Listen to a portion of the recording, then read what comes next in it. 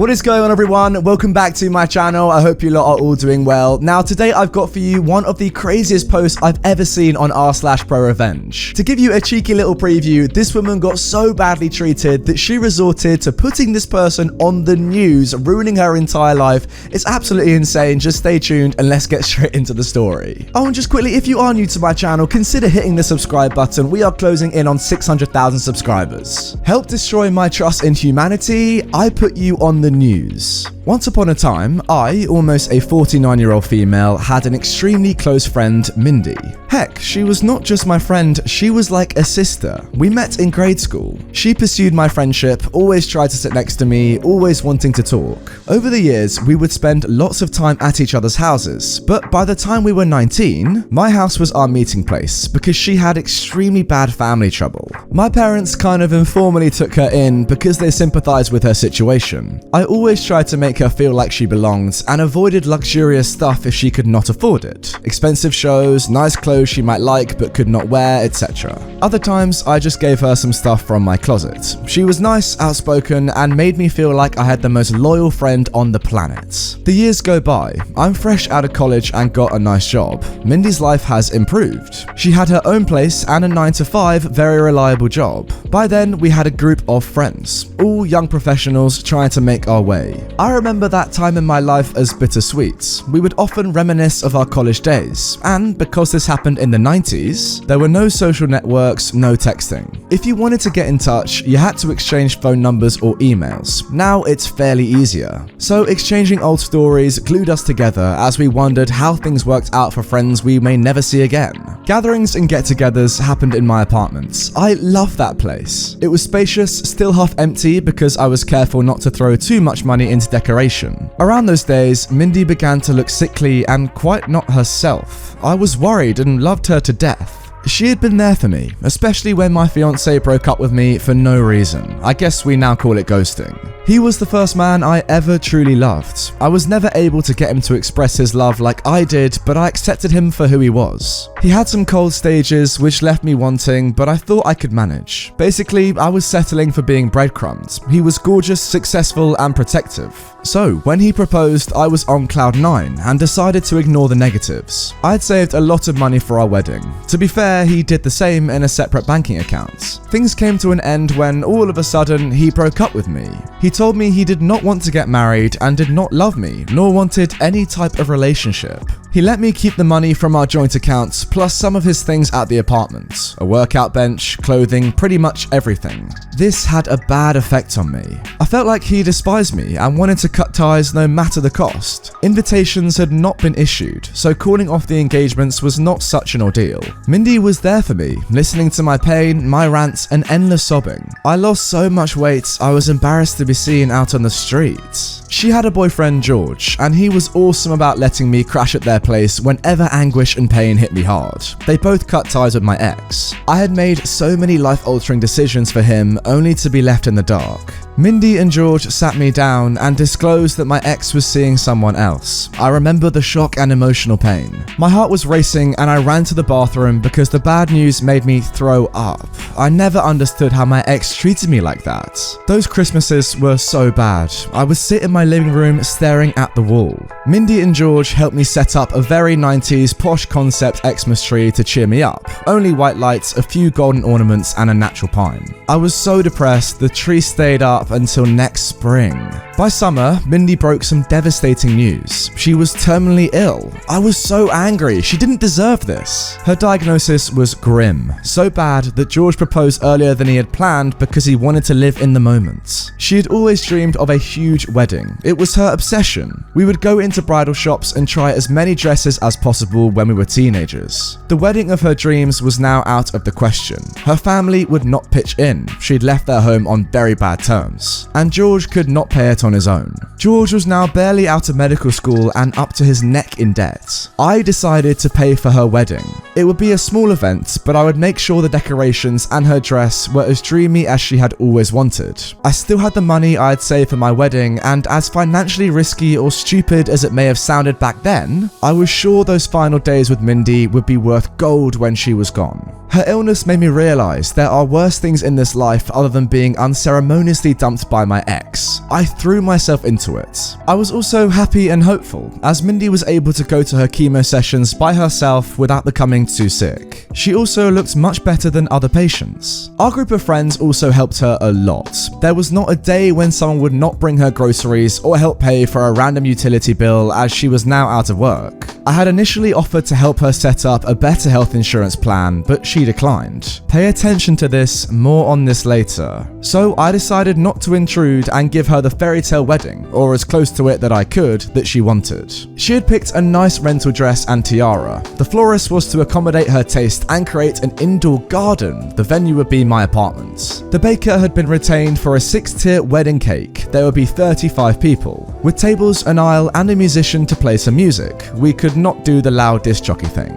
Now, back to the insurance issue. My first job was as a junior sales executive for a health insurance company. There was a legal dispute against another insurer, and I was called in by the court to be a witness. As I was getting cleared to enter the building, I saw my ex. My stomach churned. I immediately thought courtroom wedding. By the time I reached for the elevator, he had already vanished. That messed up my day. I relived the lack of closure all over again. I could not let it go. I contacted a good friend who I knew was doing her law internship at the court district. She helped me by checking any legal records regarding my ex. No court wedding. I was relieved. I know it sounds silly, but there was a fraud claim and he was the plaintiff. I didn't make much of it, but it was strange. He was very smart, and getting screwed out of his money sounded too uncharacteristic.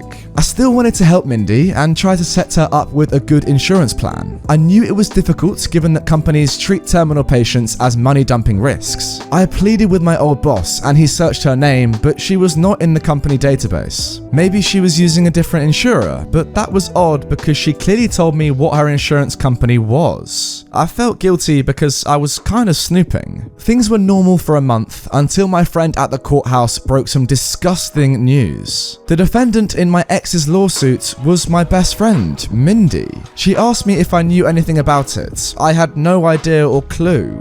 She then disclosed that the case had become popular gossip among courtroom clerks because my ex had fallen for a complicated Cupid scam. As it turned out, Mindy and my ex had an illicit love affair behind George's back and mine. It spanned a full year, and she was not out of work. She had been fired for embezzlement and larceny, stealing from an employer. I did not know that she kept moving apartments, but I thought she had been trying to save on rent, so she had kept looking for cheaper and cheaper places. She moved around towns in the same city. First, she took my ex's money for some investments, and she used her former employer's credibility for it. I never got too many details. Then she got him to help her with medical bills and scammed him out of close to $20,000. Her illness was fake. I avoided her for a week. I hired a private investigator to help me get whatever I could, without much hope as their affair had ended. The PI managed to help me get some closure. His name was on her lease for a small studio. Everyone in the building thought they were a couple. It was their love nest and it was 2 hours away. I never suspected anything, but apparently he had been lying to me about his actual working hours. He had also helped cover for her car payments at least 6 times in a year. She had my ex as her sugar daddy. She had seen me cry, puke, curl on my bed, and had broken the news that he had someone else, herself. My ex seemed salty over the fact that she had chosen to stick with George. It was simple math. My ex was very successful, but George, although not wealthy yet, had become a physician and was spoken for to start a small practice with a potential partner. She upped and left and cheated him out of money along the way. Apparently, my ex figured out she had been lying about her condition. The disgust, pain, and disappointment hit me fairly hard. But somehow I had so heavily invested myself in helping her that I'd emptied myself of any potential nerve-wracking reaction. I was numb. I went straight to all the wedding vendors and cancelled before it was too late to get my money back. I defunded her wedding. No cake, no dress, and no veil. I sat down with George on a Friday afternoon and offered him all evidence and proof. He cried, but at the end admitted to feeling painfully relieved. Yes, he loved her, but he had felt pressured to get married. He confessed to many red flags. She always went to her medical appointments by herself and became irritated if he asked too many questions. She had shown him some test results that were incredibly well crafted, but now knowing what she had done, he thought the medical documents could be fake. He confirmed that the sneaky way, having his nurse ex-roommate run her name in the computer at where she claimed to be her doctor's office. It was logical on her part, as back then a fairly small town had only one oncologist. We also suspected that she may have been having a new affair, as she spent more and more weekends with her all-girls church camping group. She claimed it was her sanctuary and helped her a lot. It may have been a front. George and I accepted the fact that we had been cheated, taken advantage of, and emotionally destroyed by the same person. I personally felt a loss of innocence. Now I understood why she wanted to keep her wedding thing almost a secret. It may have been possible that making it public may have blown her cover, one way or the other. George and I decided to do what was right. I paid for a video tribute to my loyal friend and decided to send it to the local news as the heartwarming story of love and healing. It featured her and George's apartment compound on purpose so that everyone wanting to serve her court papers could find her. I did not want to see her and I made up excuses, but George had a hard time feigning happiness once she had returned from her camping trip. It was an agonizing week. The news weren't showing our positive note yet and we were sick with the waiting. It all blew up on Tuesday morning. The news channel enthusiastically showcased our story with a collage and lots of information about her and how she was about to get married and how she had almost already beaten cancer.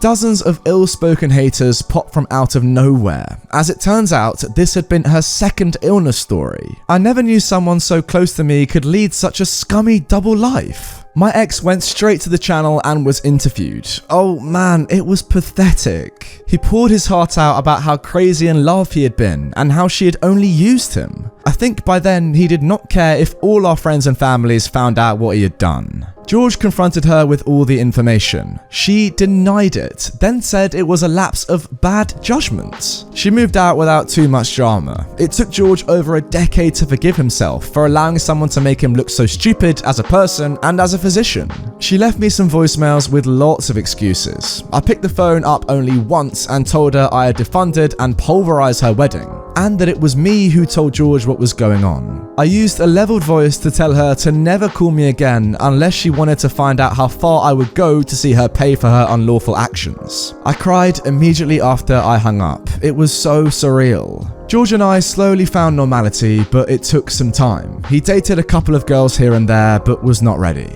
I myself became shut down. She avoided jail, I don't know how, even when our mutual friends filed petty claims for all the money they invested buying her stuff, while she carried on her false pretenses. Eventually, I used the wedding money to partner with George, and we opened a small clinic.